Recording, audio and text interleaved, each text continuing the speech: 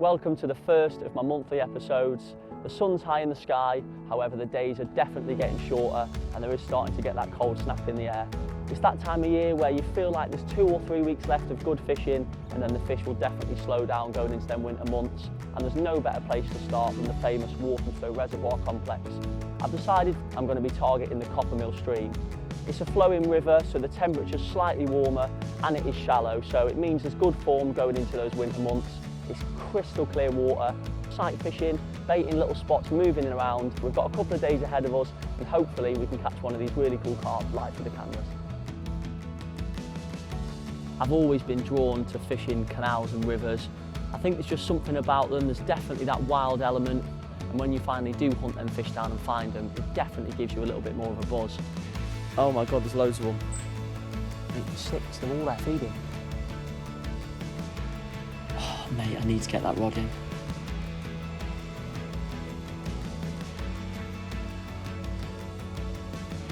See it?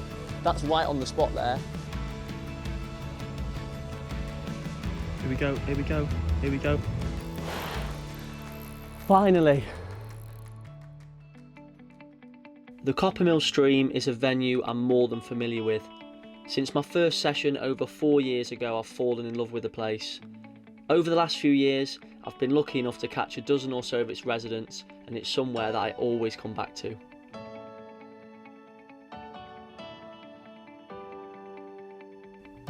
I did manage to sneak a session in prior to my few days filming, in hopes of giving myself a head start. I cleared a few swims and got some bait in the areas that I'd caught from in the past, and it wasn't long before I got my first sighting of a carp. But in typical Coppermill style, getting a bite wasn't going to be as easy. Oh my God, imagine this, live take, here it comes. Oh my God, it's tipped up. Go on. Ah, it's just lifted off the hook bait. So close.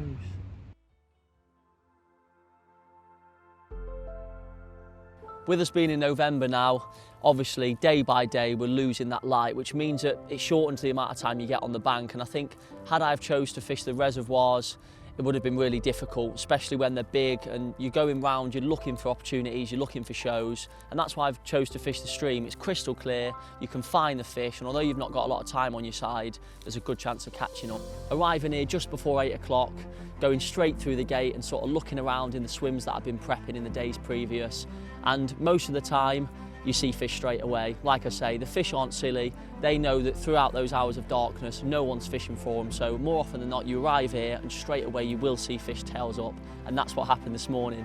We got here, I had a quick look in the swims that I prepped last night, and I actually saw one of the best fish in this stream, a really nice 30-pound mirror, and it was blatantly in a spot that I raked yesterday, sort of tails up having to feed. So from then on, it got set up, took my time, made sure my rigs were perfect. Luckily the fish had moved off by this point, probably after about half an hour. And yeah, just quietly as possible, got them rods in and just sort of sprinkled a little bit of bait.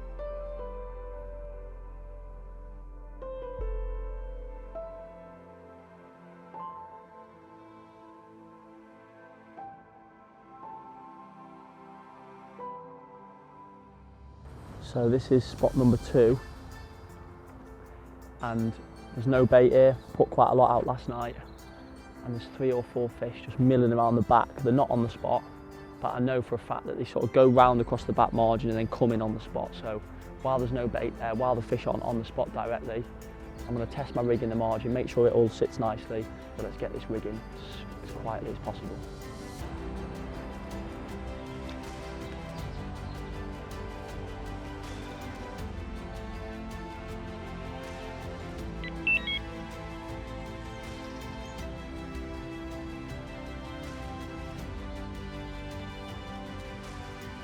With the hard part done, it was time to sit back and allow the fish some time to return to the area.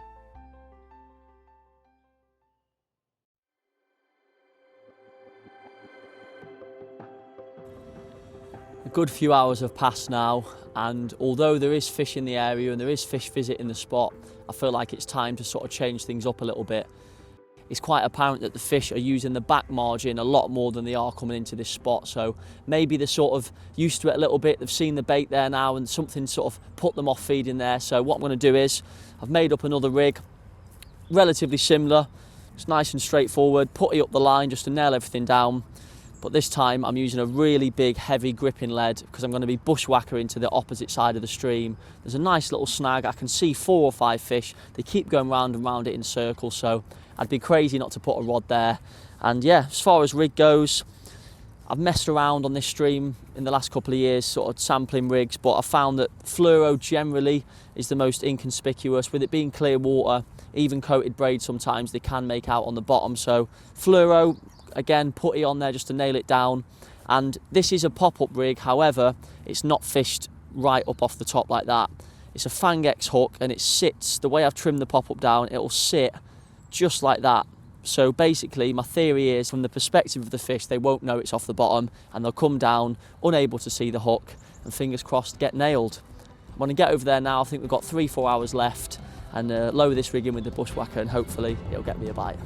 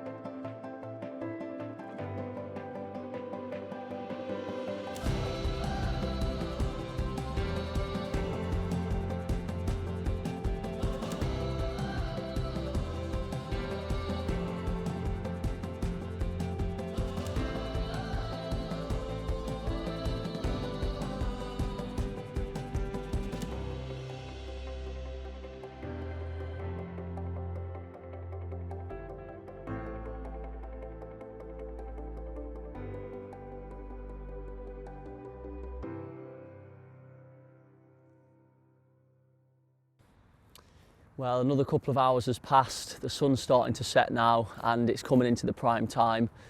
The last couple of hours has been pretty difficult. Not only have the fish been a little bit cagey and visiting the spot and having a mooch, but not really feeding like they were when I was watching them the last couple of days. But on top of that, the swans have been an absolute nightmare. There's been a mum and dad with the cygnet swimming up and down, literally obviously see my bait on the bottom, and they're doing everything they can to dive down and just eat everything, which is a nightmare because it's pretty shallow water and there's nothing I can do about it. So I've sort of just let them do their thing, let them drift away, and I've had to obviously reposition all my rods again. So it's not what you want, and I'm hoping that I won't be getting that for the next couple of days. But I was like this yesterday, to be fair. I came down with my mate yesterday and I did the whole day, and although I didn't have the swans as an issue, the fish were an issue. They were coming into the spot, they were taking all the freebies and just leaving my hook bait, and I was swapping and changing. But just at this time, as the sun started to set, literally out of the blue, the rod just went into meltdown.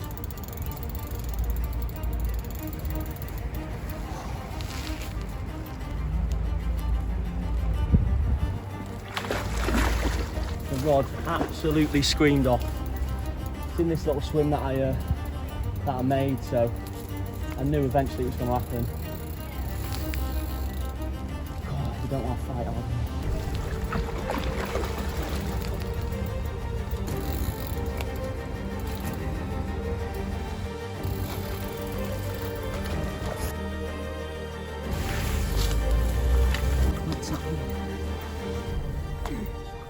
Yes. Get in! Oh, my foot's been in the water. No, wet foot. Oh.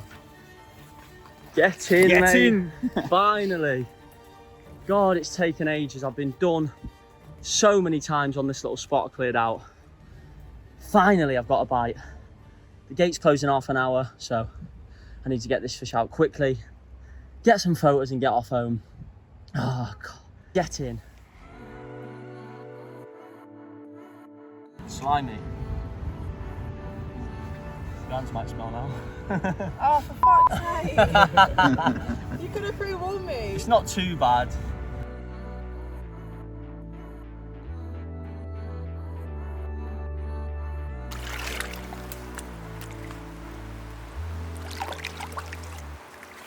a lovely old common just short of £20, and that was last knock-ins.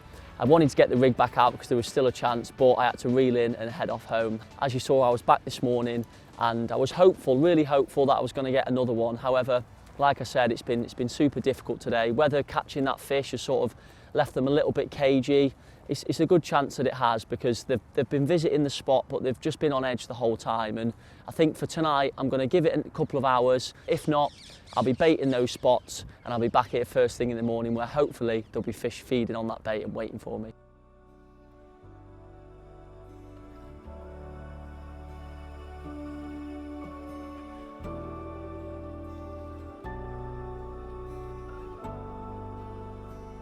Unfortunately, the rest of the evening passed away quietly, so it was time to pack up the gear and put some bait in ready for the following morning.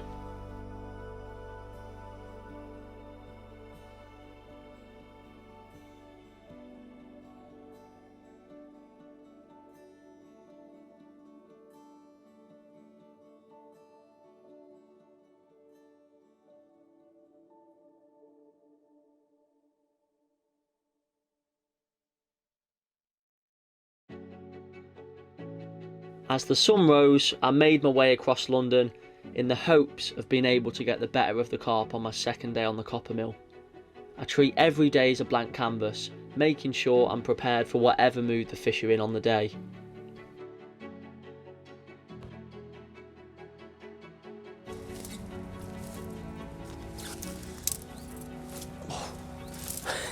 This isn't the one on a frosty morning, I have to say. Got in the shower last night and I had brambles and thorns all over me, so I'm going to be a bit more careful today. Right, well, I've just checked the other spot down there and there was still bait there.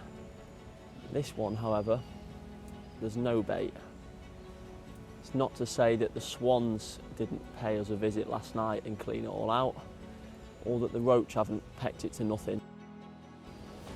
It's obviously better than the spot I've just checked with bait on the bottom, because this one there's none. So I'm going to sprinkle a little bit in, get my rods ready, and yeah, if there's any fish moving in and feeding, obviously we'll fish here for a few hours, and if not, I think we head off downstream to the other side, because this is only maybe 1/10 of the length of the Coppermill, so go and check the rest of it out. Before venturing off downstream, I made my way to the start of the stretch in hopes of finding a few fish there. With a deep hole being fed by fresh water, it's often a holding point for the carp.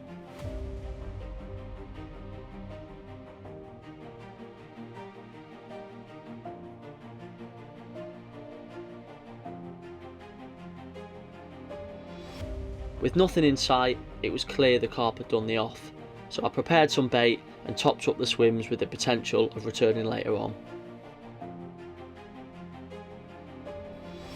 It was time to head off and find these fish.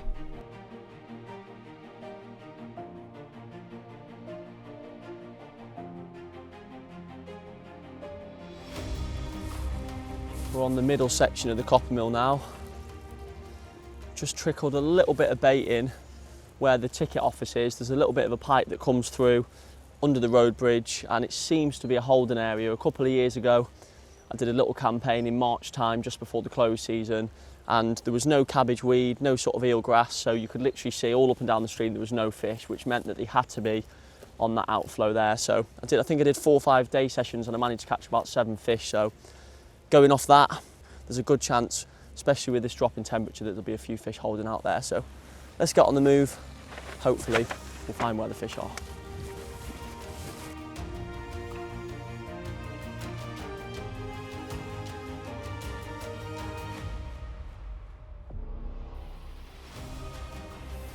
So, as you can see, I've got the bushwhacker out.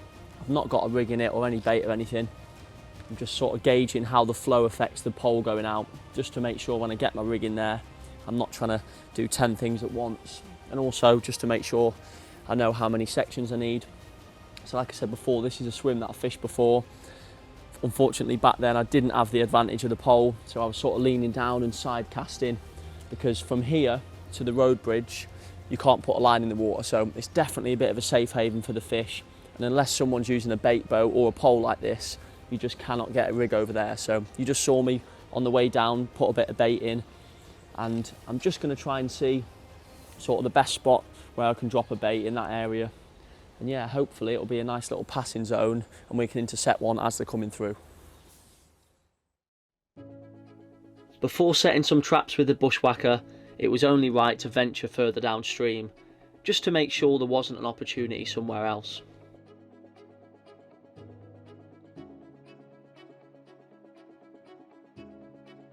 Oh my God, there's loads of them.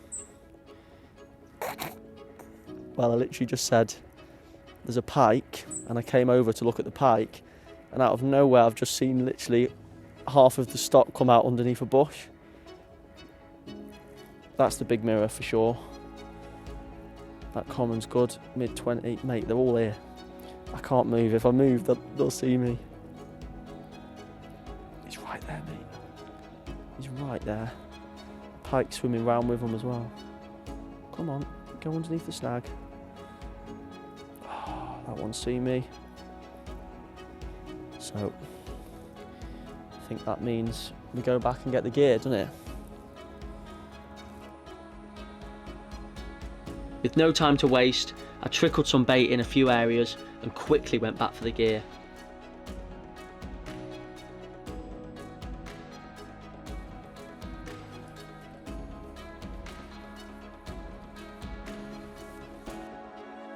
No, there's 6. Mate, there's 6. They're all there feeding. There's 6 of them. That's a 30. That's a £30 common, isn't it? Oh, mate.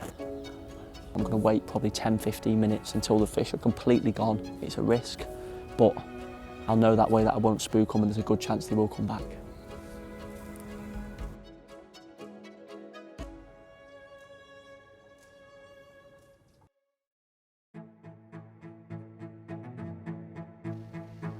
With the fish momentarily drifting away, it was time to get the rigs in position.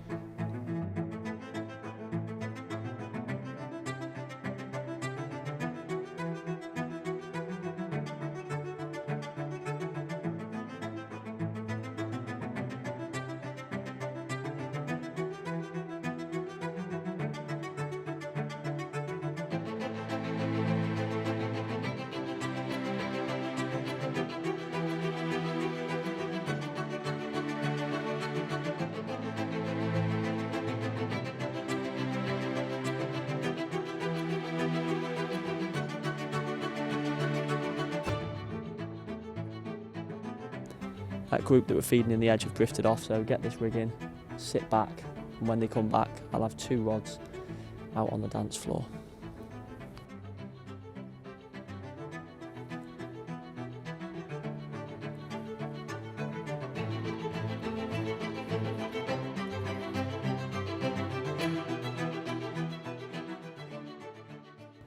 I've always been drawn to fishing canals and rivers.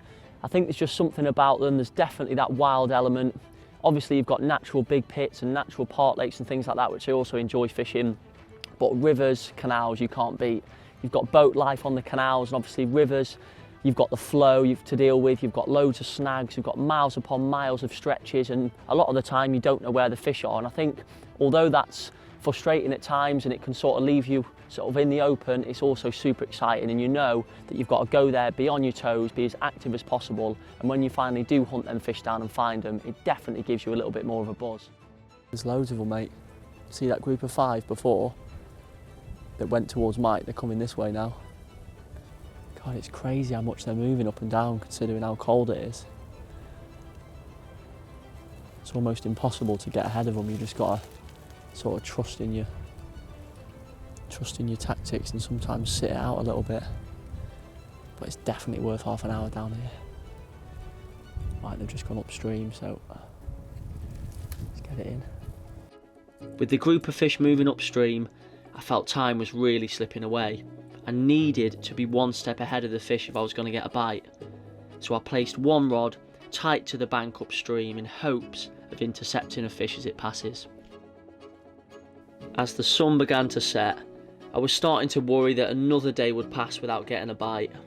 Then out of nowhere, a group of shadows appeared over the spot and the rod sprung into life.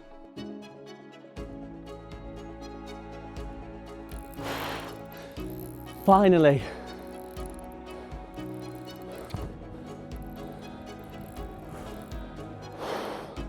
What an absolute screamer.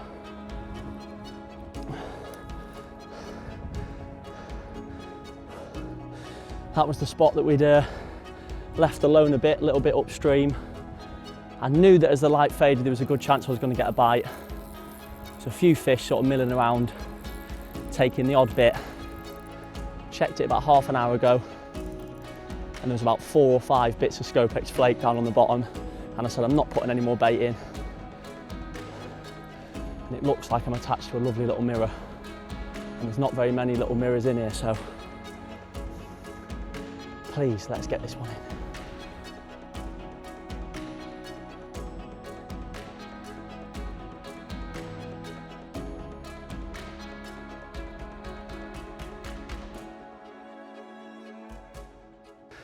Safe to say that I've worked incredibly hard to get this bite, so it's going to be funny. It's going to be hard getting it in the net, but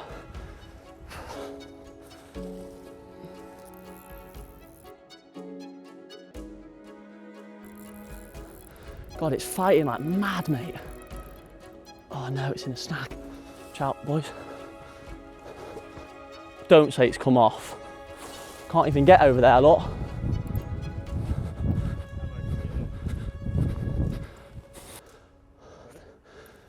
Oh yes, it's back out, it's back out.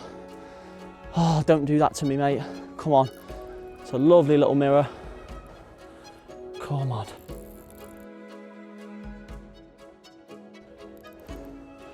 There we go. Finally beaten.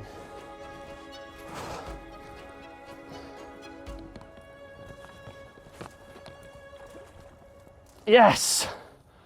Get in! Oh, it's been hard. 2 days of literally relentless following the fish round.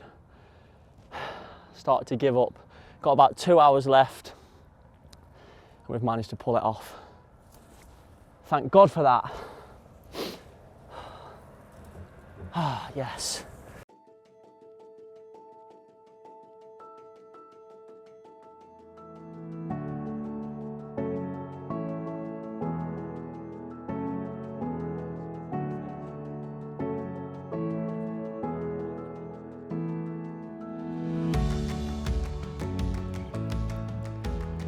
Finally, the hard work's paid off. It's not one of the Coppermill's biggest residents. In fact, I'd say that there's a pretty good chance this one's made its way in through one of the lakes. Definitely a young fish. However, it's going to be the future of the river. Lovely little leathery one with a few really nice scales on the side of it. Hasn't even got a single blemish on its mouth, so no doubt this one's not seen the bank many times. And it's definitely made me a happy angler. Saved a blank today. It's been a difficult couple of days. I've been chasing them up and down. Started off last week at the other end. Obviously managed that nice scraper 20 common. But yeah, since finding them up this end, we've seen probably close to 20 different fish. We've seen them feeding, we've sort of dropped rigs in, but it's been really difficult. Persistency's paid off. Little trim down bait right in the edge, and eventually I've managed to catch myself a fish. I reckon I've got between about an hour and 2 hours left. I have seen a couple of fish mooching about, so I did get the rig back out, because you just never know. Tonight is going to be the end of this little campaign on the Coppermill, but I'll definitely be back, because there's a lovely mirror similar to this one, but more than twice the size of it, so you'll definitely see me again fishing this little stream. But for now, get this one back and head off home.